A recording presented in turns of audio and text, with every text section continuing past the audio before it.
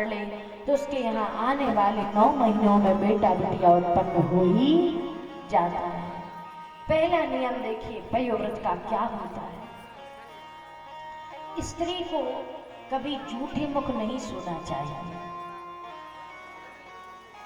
हम सब स्त्रियां लौंग इलायची सुपारी पान सब खा के सो जाते हैं, वो भी एक झूठे मुख माना जाता है। इसलिए स्त्री को कभी झूठे मुख नहीं सोना चाहिए। द्वितीय नियम, स्त्री को अपने पांव कभी दक्षिण दिशा की ओर करके भी नहीं सोना चाहिए।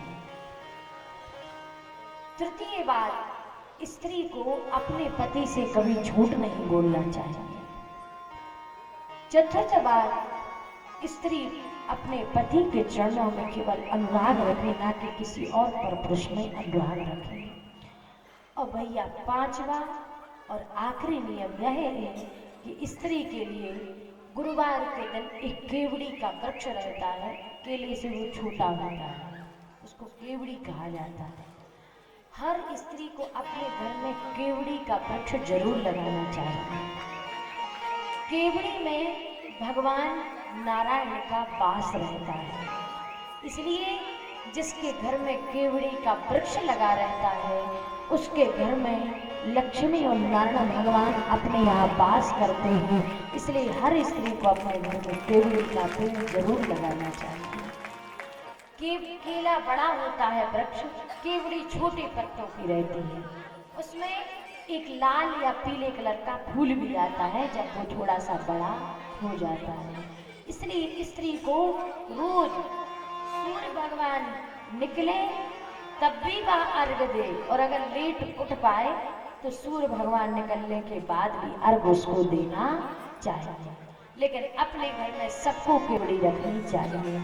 उससे जो स्त्री की बुद्धि रहती है वह अनिश्चित कालीन के लिए, जैसे संगति में कभी कभार खराब भी हो जाती है, लड़ाई झगड़ा भी मचा रहता है, तो उस केवड़ी के वृक्ष से अपने घर में शांति बनी रहती है। इसलिए स्त्री को अपने घर में केवड़ी का पेड़ जरूर लगाना चाहिए। चाहे आप घर में लगाएं, कहीं भी लगाएं, लेकिन लगाना घर में ही चाहिए। उसको धूप भी लगे, छत पे रख दो तो कहीं भी रख दो दरवाजे पर, उसका कोई नियम नहीं रहता है। लेकिन समी का एक नियम रहता है कि अगर आपके घर में आपने समी का वृक्ष लगाया है तो समी के वृक्ष के नीचे भगवान श्री शंकर का वास होता है। इसलिए समी के नीचे भगवान शंकर को जो परिवार रहता है, पिंडी जलेबी 3 धाराएं निकली रहती हैं, भगवान का नंदी उस समी के वृक्ष के नीचे, और अपने समी या तो आप आंगन में लगाएं या घर के जो पीछे का पीछे रहता है या छत रहता है, ऐसी जगह पर आपको समी लगाना चाहिए।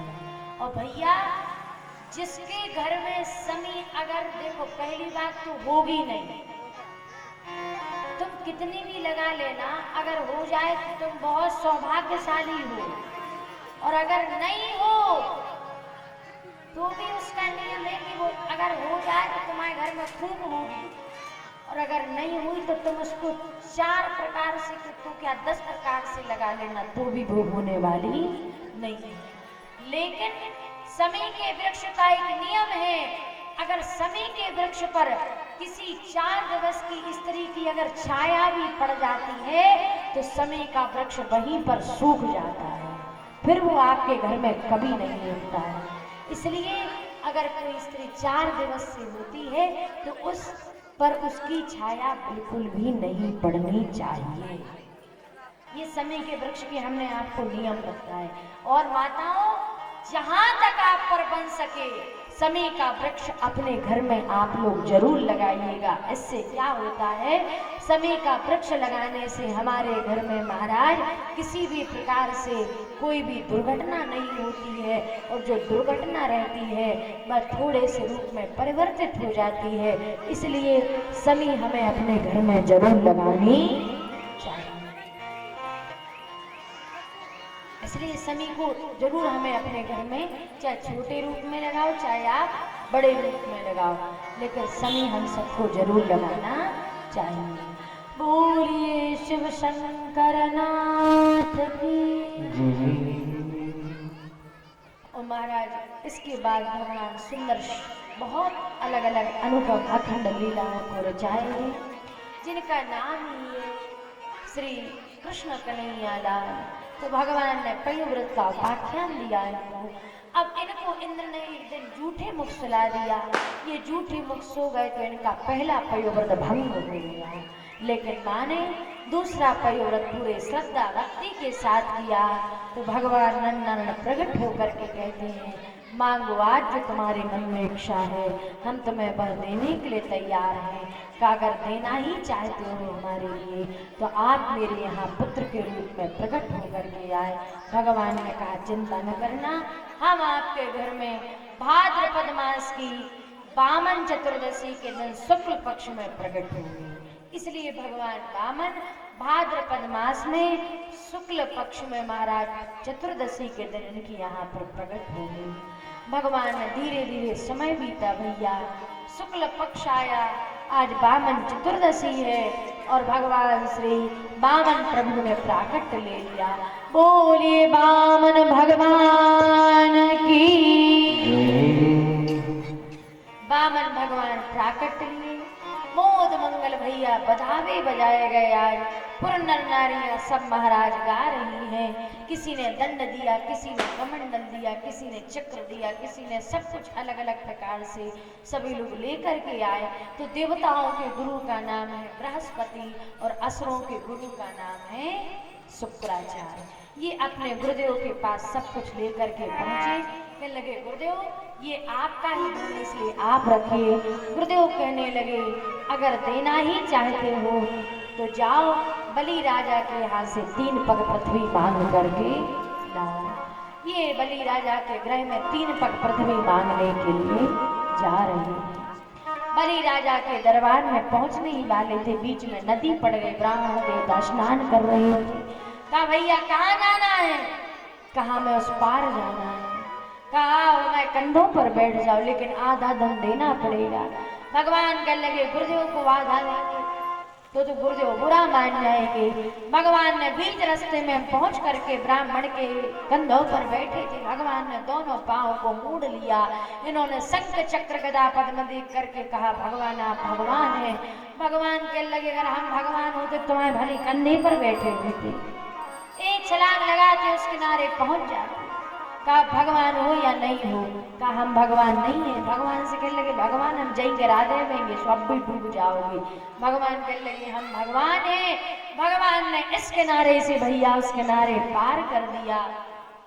और भगवान पार करने के बाद सुंदर भाव से कहने लगे मांगो अब तुम्हें ब्राह्मण क्या चाहिए? कहा प्रभु अब हमें आधे धन की आवश्यकता नहीं है। जैसे हमने आपको इस किनारे से उस किनारे तक पार किया है, इसी प्रकार जब मुझ पर भी विपत्ति आए तो भगवान आप भी मुझे भवसागर से पार कर देना, बाकी मुझे कुछ नहीं चाहिए। बलि राजा के दरबार में पहुंचे, ब्राह्मण का पूजन हुआ, भोजन किया इन्होंने। विदाई का समय आ गया। महाराज दक्षिणा देनी है। कहने लगे भगवान ये नहीं चाहिए। का संकल्प करो। संकल्प होने लगा तो शुक्राचार्य गुरु लोटे के टोटी में जाकर के बैठ गए। भगवान ने हरि के सागर को उठाया और जैसे महाराज उसके लोटे के अंदर डाला तो शुक्राचार्य गुरु का एक नेत्र फूट गया। रक्त पीप और जल तीनों चीजों से संकल्प हुआ कि 3 पग पृथ्वी चाहिए। कहा मैंने तुम्हें 3 पग पृथ्वी आज से दान में दी। अब महाराज अभी तक तो इन्होंने सोचा था 2 अंगुल का बच्चा कितनी भैया पृथ्वी नापेगा। अब महाराज जैसे ही संकल्प हुआ भगवान ने अपना विराट रूप धारण किया। एक पग में तलतलातल नाप लिया, दूसरे पग में खंड विखंड इत्यादि नाप लिया और भगवान तीसरे पग में नापने लगे। तो कहने लगे बताओ हम अपना तीसरा पग कहाँ रखें? बलि राजा ने कहा मेरे सिर पर रख दो। भगवान ने सिर पर इनके तीसरा पग रख दिया। बोलिए बलि वामन भगवान की जय। भगवान ने जैसे ही अपना पग इनके ऊपर रखा, बलि राजा कहने लगे अब कन्हैया हम भी तुमसे कुछ मांग सकते। कहा मांगो। कि भगवान तुम सुतल लोक के द्वारपाल बन जाओ। भगवान सुतल लोक के द्वारपाल बन गए। अब भैया जब जब ना भगवान निकले तब तब इनका दर्शन करें। लक्ष्मी माँ भैया भाद्रपद मास की पूर्णिमा के दिन रक्षा का धागा लेकर के बलि राजा के पास आई और रक्षा का धागा बलि राजा को बांधा। और महाराज भगवान श्री लक्ष्मी महारानी और नारायण भगवान आज से बलि राजा के दामाद और बहन बन गए, बहन बहन हुई। और भगवान ने इस प्रकार से उद्धार कर दिया। अब भगवान ने बलि राजा की सिर पर ही क्यों पांव रखा, कहीं और भी रख देते। भगवान ने यही सौभाग्य उसको क्यों दिया। एक बार की बात है माताओं, यह पूर्व जन्म में बलि नाम का राजा कछुआ था। भगवान नारायण से बड़ा प्रेम करते थे, लेकिन बार बार ये पांव नहीं छूने देती थी लक्ष्मी मैया, तो बड़ी ही परेशान थे। तो लक्ष्मी माँ ने कहा इस जन्म में तो हम तुम्हें पांव नहीं छूने देंगे। तो कह लगे हम तो छू के रहेंगे। तो नारायण भगवान ने कहा इस जन्म में तो केवल तुम पांव छूना चाहते हो, जो अगला जन्म होगा सीधे मैं तुम्हारे ऊपर अपना पांव ही रख दूंगा। इसलिए भगवान ने इनके ऊपर पांव, यही कारण था। अब महाराज मत्स्य अवतार धारण किया और यहाँ पर जो भी जिस प्रकार से अभी यमदूतिया निकल गई भाई दूज। अगर कोई व्यक्ति वृंदावन में भाई और बहन जाए और यमुना जी में अगर भाई और बहन एक साथ डुबकी को लगाते हैं तो यमराज जी आज भी उनको नरक में लेकर के नहीं जाते। इसलिए भाई दूज का त्योहार यमदूतिया के नाम से भी जाना जाता है।